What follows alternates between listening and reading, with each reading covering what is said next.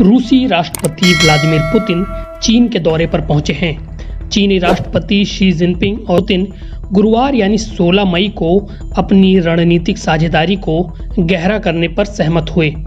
America के दो सबसे बड़े दुश्मनों चीन और रूस के बीच का समझौता साझेदारी के एक नए युग का वादा है, जो अमेरिका की टेंशन बढ़ाने वाला है। समझौते के बाद उन्होंने कई कदमों के लिए अमेरिका को लताड़ लगाते हुए कहा कि इससे उनके देशों को खतरा है। जिनपिंग और पुतिन ने 16 मई को एक संयुक्त बयान पर हस्ताक्षर किए। इसमें कई सुरक्षा मुद्दों पर अमेरिका का विरोध, ताइवान और यूक्रेन से लेकर उत्तर कोरिया तक हर चीज पर साझा दृष्टिकोण और नई शांतिपूर्ण परमाणु टेक्नोलॉजी और वित्त पर सहयोग की घोषणा की गई। शी जिनपिंग ने पुतिन से कहा, आज चीन रूस संबंध कड़ी मेहनत से बनाए गए हैं और दोनों पक्षों को इसे संजोने और पोषित करने की जरूरत है। पुतिन की यह यात्रा तब हो रही है जब कुछ दिनों पहले ही अमेरिकी विदेश मंत्री एंटनी ब्लिंकन चीन पहुंचे थे। यहां उन्होंने रूसी सेना को चीन के समर्थन पर चिंता जताई थी। ब्लिंकन की यात्रा को शी और पुतिन के बीच गहरे होते संबंधों को कमजोर करने की एक असफल कोशिश के तौर पर देखा जा रहा है। रूस में एक बार फिर राष्ट्रपति पद संभालने के बाद पुतिन अपनी पहली यात्रा पर चीन पहुंचे हैं। चीन को पहली यात्रा के लिए चुनकर पुतिन ने दुनिया को अपनी प्राथमिकताओं और शी जिनपिंग के साथ अपने व्यक्तिगत संबंधों की ताकत का संदेश दिया है।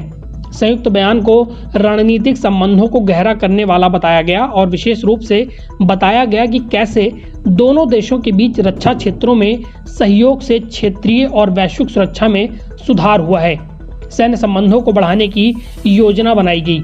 बयान में अमेरिका की विशेष रूप से आलोचना की गई। इसमें कहा गया कि अमेरिका अभी भी शीत युद्ध के बारे में सोचता है और ब्लॉक टकराव के तर्क की ओर से निर्देशित होता है, जो छोटे समूहों की सुरक्षा को क्षेत्रीय सुरक्षा और स्थिरता से ऊपर रखता है। ये क्षेत्र के सभी देशों की सुरक्षा के लिए खतरा पैदा करता है। अमेरिका को अपना यह व्यवहार छोड़ देना चाहिए। शी जिनपिंग ने कहा कि दोनों पक्ष इस बात पर सहमत हैं कि यूक्रेन संकट का राजनीतिक समाधान ही सही दिशा है।